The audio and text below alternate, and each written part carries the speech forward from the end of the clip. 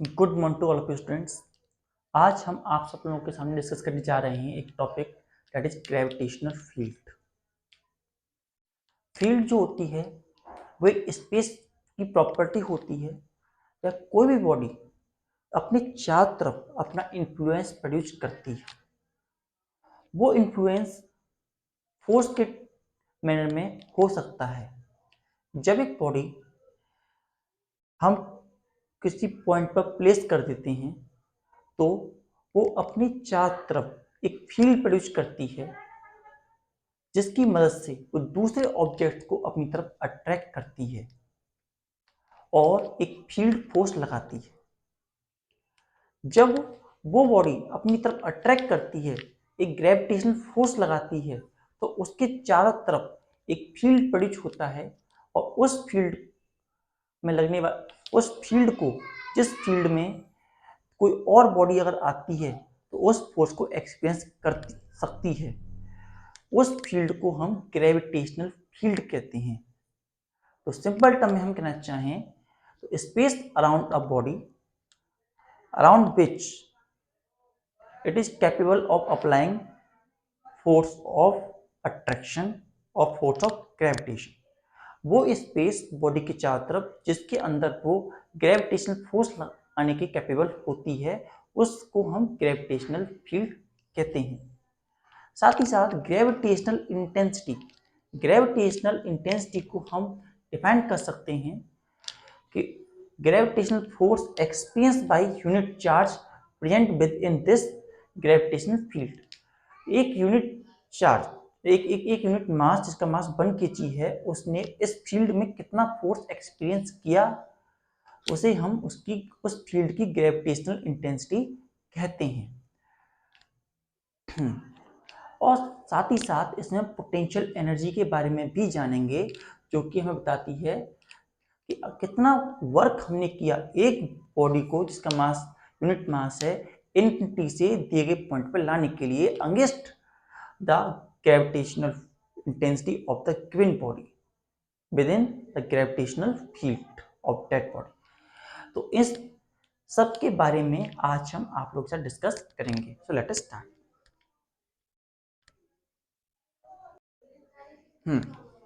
तो gravitational field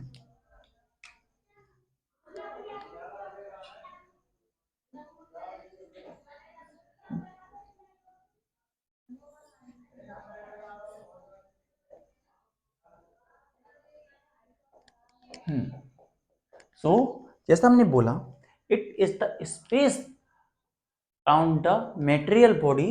हम लिख सकते हैं it is the space around the material body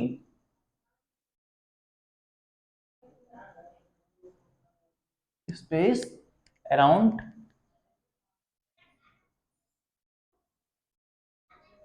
the material body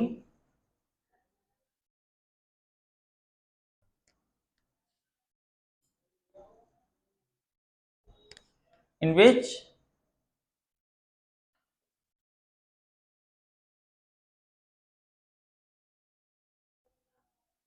that body is capable of applying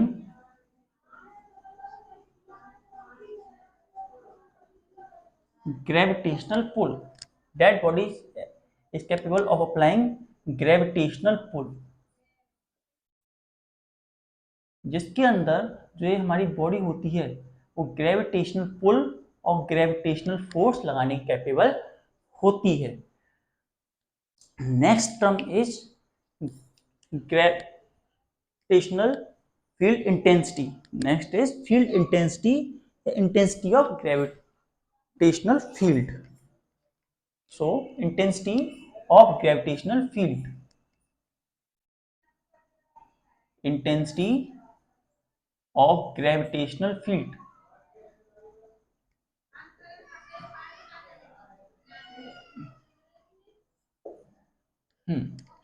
intensity of gravitational field।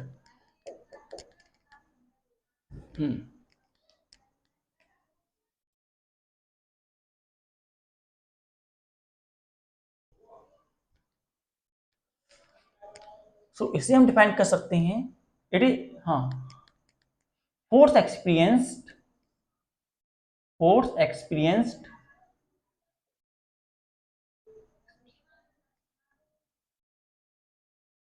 Bye a body of unit mass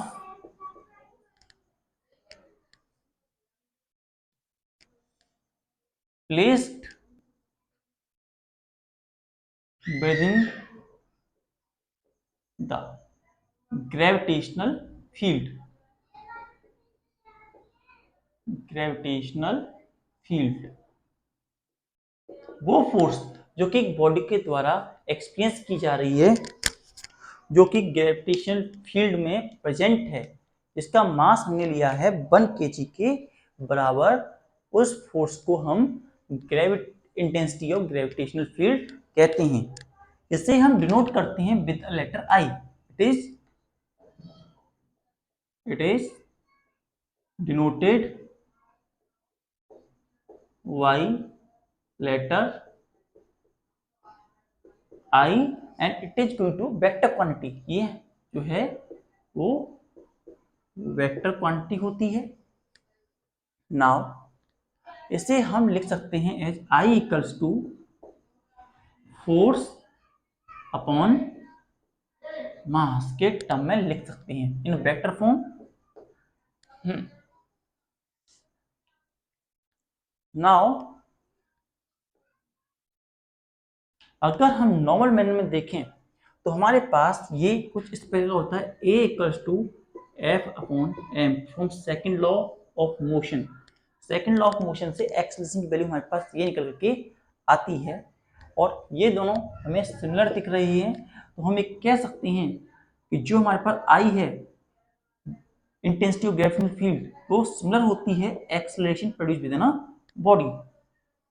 सो हम कह सकते हैं value of I is equal to acceleration, और हम एक कहें ये acceleration हम जी के रेस्पेक्ट में लें, जी के रेस्पेक्ट में एक्सेलरेशन टू ग्रेविटी, तो ज्यादा बेटर होगा। एक्सेलरेशन ड्यू टू ग्रेविटी, जो एक्सेलरेशन ड्यू टू ग्रेविटी है उसकी वजह से कितना एक्सेलरेशन प्रोड्यूस हो रहा है बॉडी के अंदर, उसके बराबर हमारी इंटेंसिटी ऑफ ग्रेविटेशनल फील्ड होती है। इंटेंसिटी ऑफ ग्रेविटेशनल फील्ड जो होती है वो हमारी आई जी के बराबर रहती है। इसके अलावा हमारे पास जो फोर्स है उसका फॉर्मूला हमारे पास G M M upon x square के बराबर होता है। तो हम यहाँ पर जब वैल्यू पुट करते हैं, इस फॉर्मूले पुट करते हैं, तो हमारे पास वैल्यू निकल के आती है, आई की वैल्यू क्या निकल के आती है हमारे पास, तो ये हो जाती है G M M upon x square नीचे एम, तो वैल्यू निकल के आती है G M M upon x square M, M से एम हमारा कैंसिल हो जाता है, तो आई की वैल्यू हमारे पास आती है G M x square, G M x square के बराबर वैल्यू हमारे पास निकल के आती है। It is the value we are going to be have in this case. Note it down.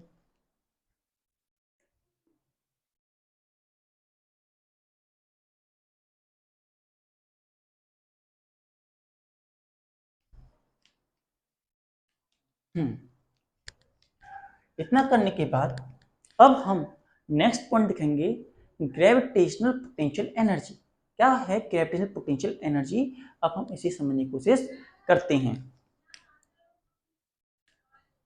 Next point is gravitational potential energy.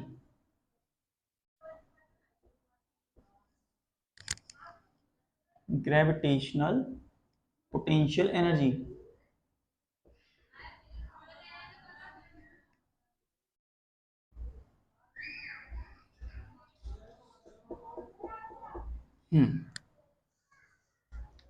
तो इसे हम डिफाइन कर सकते हैं। उससे पहले हम इसे यहाँ देखेंगे कि एक बॉडी थी हमारे पास, it is a body going to है, ये सेंटर है इसका, इस बॉडी का मास m है, यहां से एक पॉइंट हम लेते हैं दैट इज एनी पॉइंट यहाँ, और इन दोनों के बीच का डिस्टेंस जो है हमारा वो r है। Distance between this two point is going to be r। अब हमारा एक ऑब्जेक्ट था जिसका मास यूनिट मास था और जो कि इन्फिनिटी पर रखा हुआ था, that object is going to present at the infinity. तो हमने इस ऑब्जेक्ट को यहाँ इन्फिनिटी से लाने के लिए कुछ वर्क किया ताकि ये dx डिस्टेंस चल के ए पॉइंट पे आ जाए। तो हमने कितना वर्क किया एक बॉडी पर जो कि यूनिट मास बॉडी थी, यूनिट, हमने कितना काम किया एक यूनिट मास बॉडी को इन्फिनिटी से दिए गए पॉइंट पर लाने के लिए, उसको हम कहते हैं gravitational potential energy.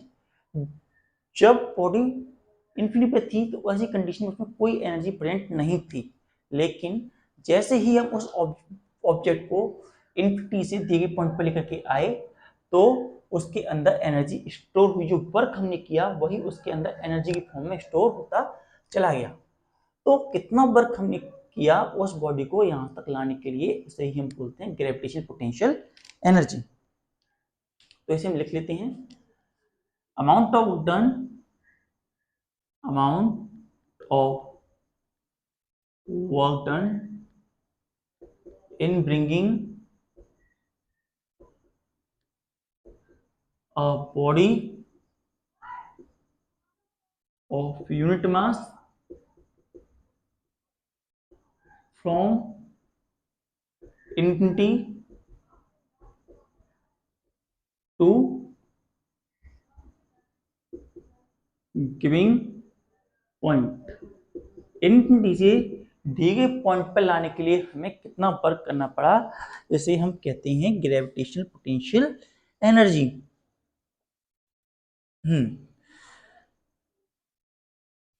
And gravitational potential energy को हम कह सकते हैं, अगर हम V से इसे नोट करें तो हम इसे कह सकते हैं amount of work done in taking unit test charge, work done upon मास।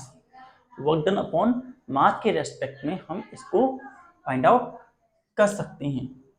अगर डायमेंशन की बात की जाए तो वर्क का डायमेंशन होता है m L2 T-2 और मास का होता है m, तो एक m से एक m कैंसिल हुआ तो v का डायमेंशन जो हमें निकला वो हमें मिला m0 L2 T-2 के बराबर हमें डायमेंशन मिला v का। ये स्मॉल b नहीं है, ये कैपिटल B है, it is going to capital B के डायमेंशन है ये। नाउ अब हम इसे कैसे करेंगे, ये किस तरीके से इसकी एक्सप्रेशन निकालेंगे, जरा अब हम इसे एक बार देख लेते हैं। फिर हमारी बॉडी में जो वर्क हमने किया, वर्क हम मान के चलते हैं small amount of work done by us is equal to dw। Small amount of work done by our body equal to dw, और उसमें जो फोर्स लगी वो F, और उस फोर्स की मदद से जो हमने फोर्स लगाई अगेंस्ट द एक्सटर्नल फोर्स, जो एक्सटर्नल फोर्स लगाई थी उसके अगेंस्ट हमने फोर्स लगाया, मोशन किया, तो वो हमारे पास Fx है, और dx डिस्टेंस हमने चला, we move dx distance. Now F की हमारे पास वैल्यू थी, वैल्यू ऑफ F हमारे पास इसके बराबर थी, value of F is going to be this, so we have dw हमारे पास निकल के आ जाता है g m m x square dx, ये वैल्यू हमारे पास निकल के आती है। Now amount of work done in bringing unit test charge from infinity to giving point, जब हमें ये निकालना है तो हमें इसे इंटीग्रेट करना पड़ेगा। तो कह सकते हैं amount of work done, amount of work done in bringing unit test charge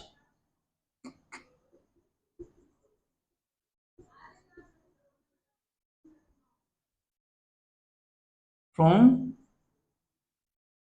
infinity to R, infinity से आर तक लाने के लिए हमें कितना वर्क इसके लिए करना पड़ेगा। तो इसके लिए इंटीग्रेट किया हमने डी डब्ल्यू, इंटीग्रेट किया हमने 0 से होल वर्क डन डब्ल्यू तक, यहां से इंटीग्रेट किया हमने फ्रॉम हम इसे इनफिनिटी से दिए गए पॉइंट आर तक लेकर के आए हैं। वर्क डन हमारा जो रहा इसमें नेगेटिव वर्क डन रहा है। Work done by us is going to be negative, क्योंकि हमने अगेंस्ट से वर्क किया है। इस बात का भी हमें ध्यान रखना चाहिए कि वर्क डन जो हमने किया है वो नेगेटिव है हमारा। नेगेटिव साइन जो हमें दिखाता है कि वर्क हमने अगेंस्ट में किया है। सो जी एम एम नीचे x square D x square.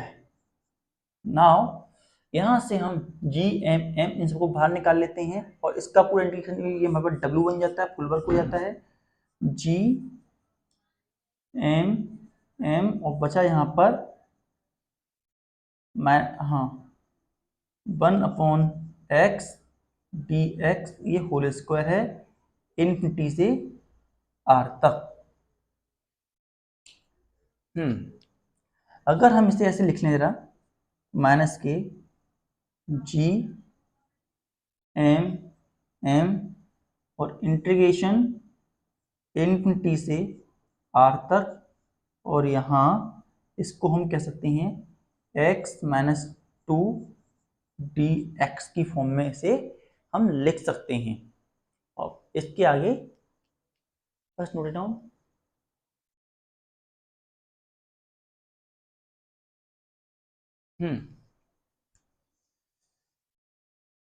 तो वर्क की वैल्यू हमारे पास आ जाती है, value of work we are going to have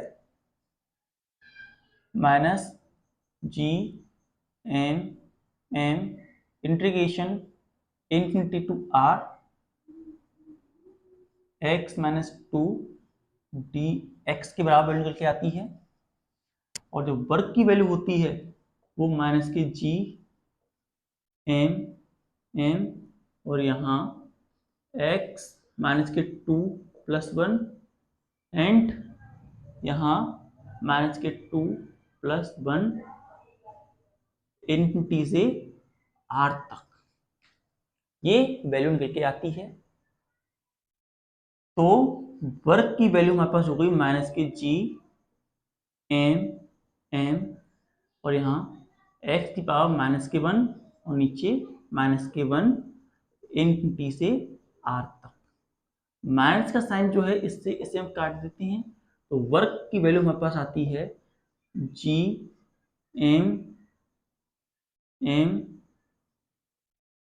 are minus 1 minus 0, और इसे पुट करने पर G M M upon R के बराबर वैल्यू हमें ऑब्टेन होती है। ये वैल्यू हमें ऑब्टेन होती है कि इतना वर्क हमने उस बॉडी को इनफिनिटी से दिए गए पॉइंट पर लाने के लिए किया है। Such amount of work done is going to be done by us in taking the body from infinity to giving point R. Now, according to work energy theorem, according to work energy theorem,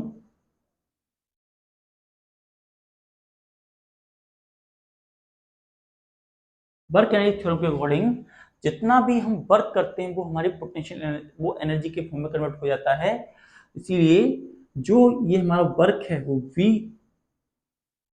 के form में potential energy के form में convert हो गया। तो ऐसी condition में हम इसे कह देंगे कि it is the potential energy we are going to be have.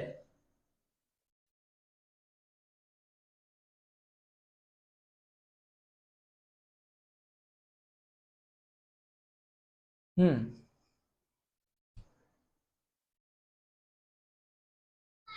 तो ये हमारे पास ग्रेविटेशनल पोटेंशियल एनर्जी का टर्म आ गया। तो वी हैव पोटेंशियल एनर्जी, अगर इसे यू से नोट कर दें, यू हमारे पास पोटेंशियल एनर्जी के लिए है, और ये हमारे पास जो वैल्यू आई थी, ये हमारा ग्रेविटेशनल पोटेंशियल था। ग्रेविटेशनल पोटेंशियल, ये हमारा ग्रेविटी वी हमारे पास ग्रेविटेशनल पोटेंशियल के लिए है, कंफ्यूज नहीं होना। वी हमारे पास ग्रेविटेशनल पोटेंशियल के लिए है, एंड यू हमारे पास ग्रेविटेशनल पोटेंशियल एनर्जी के लिए है। पोटेंशियल एनर्जी के लिए है। तो वर्क यू था हमारा, वो डब्ल्यू के बराबर हो गया, और G M M upon R ये बराबर वैल्यू हमें ऑब्टेन होती है।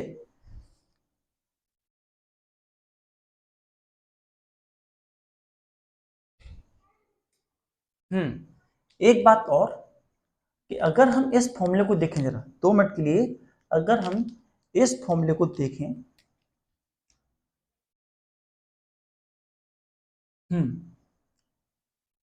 V equals to work done upon M, V equal to work done upon M.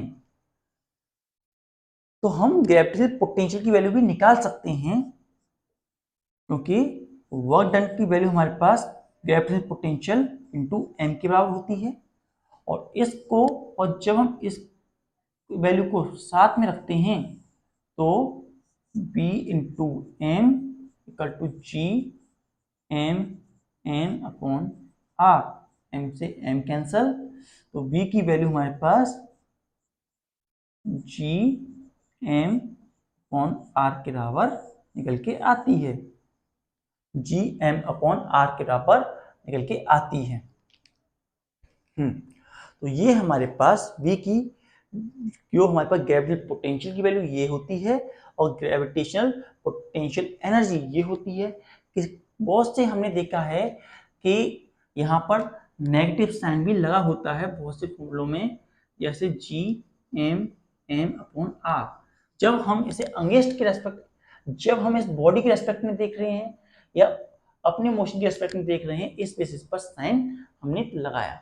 अगर हम इन डायरेक्शन ऑफ मोशन, जिस डायरेक्शन में फोर्स है उस डायरेक्शन मोशन के रेस्पेक्ट में देख रहे हैं तो वैल्यू हमारी ये आएंगी, और हम देख रहे हैं अगेंस्ट तो साइन नेगेटिव हमारे पास चलेगा।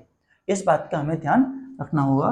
V equal to negative G M R भी हो सकता है on the basis of force we are going to be take, either this side और आइदर दिस साइड, इधर ले रहे हैं इधर ले रहे हैं, इसके बेसिस पर नेगेटिव साइन और पॉजिटिव साइन हमें मिलेगा। हमने नेगेटिव साइन लिया था, अगर हमें आप पॉजिटिव साइन लेते तो हमें वैल्यू नेगेटिव में ऑब्टेन होती।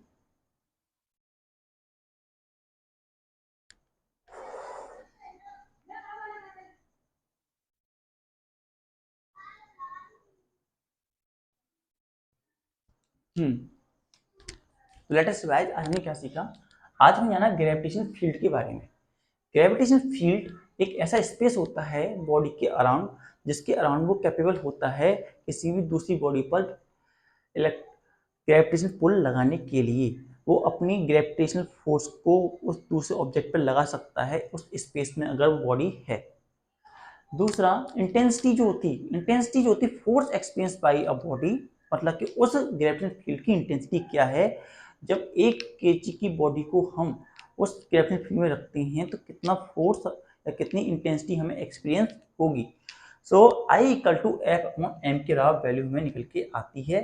आई की वैल्यू अगर हम सॉल्व करते हैं तो वो हमें सिमिलर मिलती है एक्सेलरेशन ड्यू टू ग्रेविटी की वैल्यू के इक्विवेलेंट में ऑब्टेन होती है। इसके अलावा gravitational potential and gravitational potential energy. So ये हमारे पास जो ये डेफिनेशन है एक ग्रेविटेशनल पोटेंशियल की है। ग्रेविटेशनल पोटेंशियल, तो एक बॉडी के द्वारा एक यूनिट मास को इन्फिनिटी से दिए गए पॉइंट पर लाने के लिए कितना वर्क करना पड़ता है, वो हमारा ग्रेविटेशनल पोटेंशियल होता है। और ग्रेविटेशनल पोटेंशियल की फॉर्मूला जो होता है V/m के बराबर होता है। ये वेक्टर क्वांटिटी होता है, और सॉरी ये तो स्केलर क्वांटिटी होता है, स्केलर क्वांटिटी होता है हमारा ये gravitational potential. And gravitational potential जो एनर्जी होती है पूरी बॉडी जो कोई बॉडी m मास की बॉडी है, अगर उसे हम एक पॉइंट दूसरे पॉइंट पे लेकर के आ रहे हैं तो वो उस बॉडी ग्रेविटेशनल पोटेंशियल एनर्जी होती है, और उसकी वैल्यू हमारे पास सॉल्व करने पर ये निकल करके आती है। सो ये सारी बातें आज हमने सीखी। Note down.